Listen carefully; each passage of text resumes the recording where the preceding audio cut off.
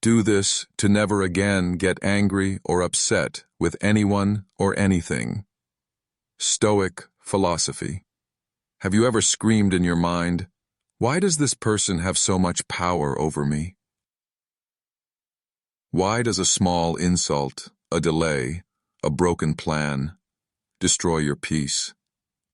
And what if I told you that there's a way to walk through this life untouched by anyone's words, anyone's hate, and anyone's chaos?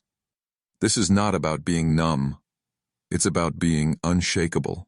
Today, we're going deep into the Stoic mindset, into the ancient practices used by warriors, kings, and philosophers that will teach you how to never again get angry or upset with anyone or anything, no matter how hard they try to break you. This isn't motivation. This is armor. Let's begin. Chapter 1. The Emotional Slave versus the Stoic Warrior. Let's be brutally honest. Most people walk through life as emotional slaves. They don't live. They react. Someone cuts them off in traffic and they explode. Someone gives them attitude and they spiral. A person ignores them and they feel worthless. It takes so little to control them because they've given the outside world complete access to their internal state. But Stoicism offers a rebellion. It doesn't promise to remove the chaos of life. It teaches you how to remain calm within it. Marcus Aurelius, Roman emperor, faced betrayal from his generals, death of his children, plagues across the empire. And yet he wrote with a calm hand, "You have power over your mind, not outside events. Realize this, and you will find strength." This is the golden key. It's the dividing line between emotional slavery and mental freedom. You do not control other people. You do not control events. You only control how you interpret and respond to them. The Stoics called this the dichotomy of control. Let's break this down practically. Imagine you're insulted by a coworker.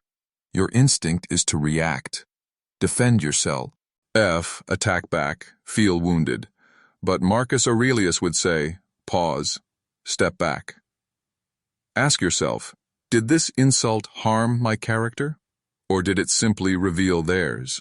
See, an insult has no power until you give it meaning, and you can choose to give it none. Epictetus put it best. If someone succeeds in provoking you, realize that your mind is complicit in the provocation.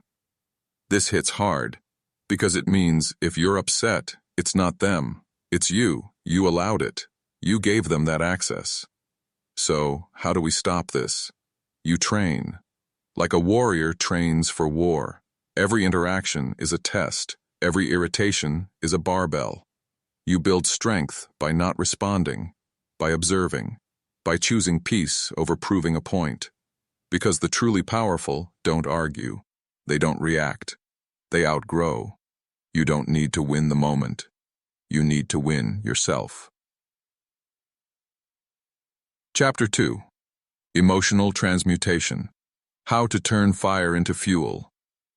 Let's go deeper now. It's not just about ignoring insults or avoiding rage. It's about something more powerful, transmutation. What does this mean? It means turning your anger into insight, turning your frustration into focus, turning your enemies into your teachers. Seneca wrote, "No man is more unhappy than he who never faces adversity, for he is not permitted to prove himself." Every time someone frustrates you, that's your test.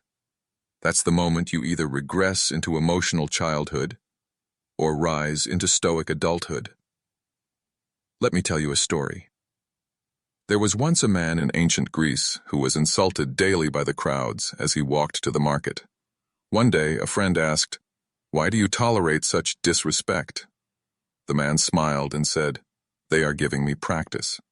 He was using the negativity around him as training. That is Stoic mastery. Now let's apply this to modern life. Someone talks behind your back. Your ego wants revenge. Your mind wants justice.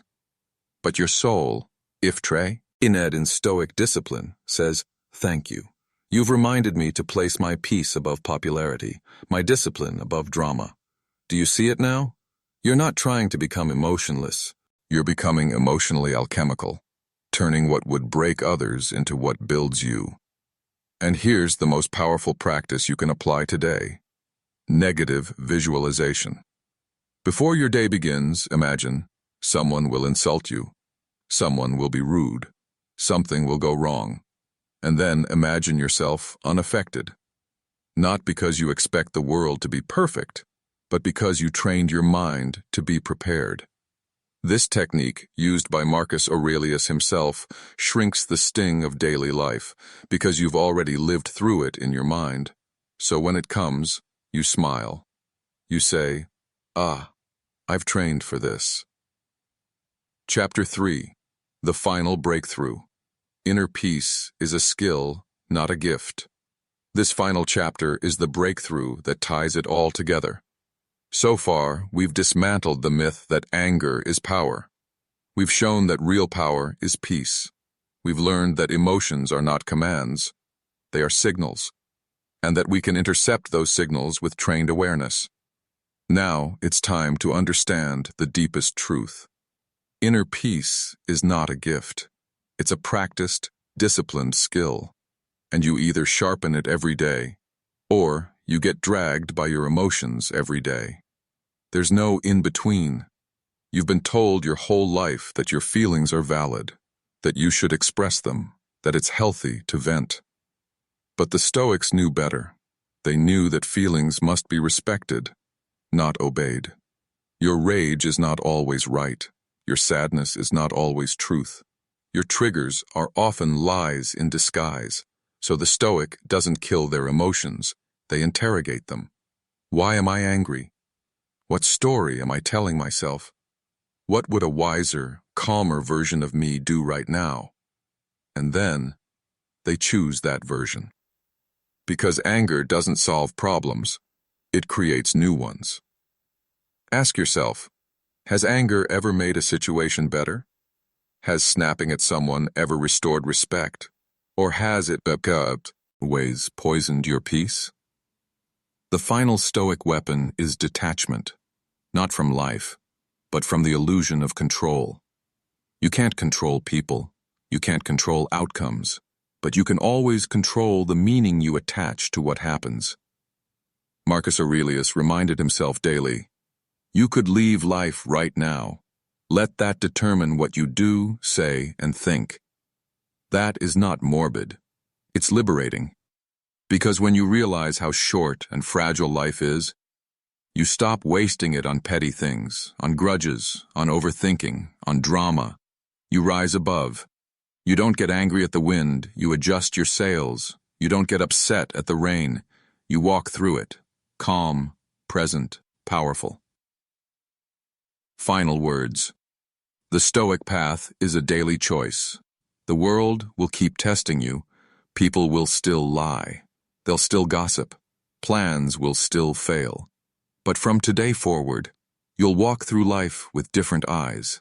Eyes trained in Stoic discipline, a heart armored in calm, a soul rooted in control. Not cold, but composed.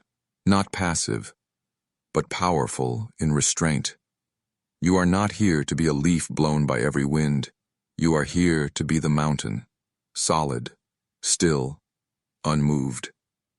So the next time life throws fire at you, smile, because you've learned to hold that fire in your hand and shape it into strength. And if this journey moved something inside you, if it reminded you of who you really are beneath the noise, then share this with someone who needs it. Subscribe to Inspire Sphere, where ancient wisdom meets modern power.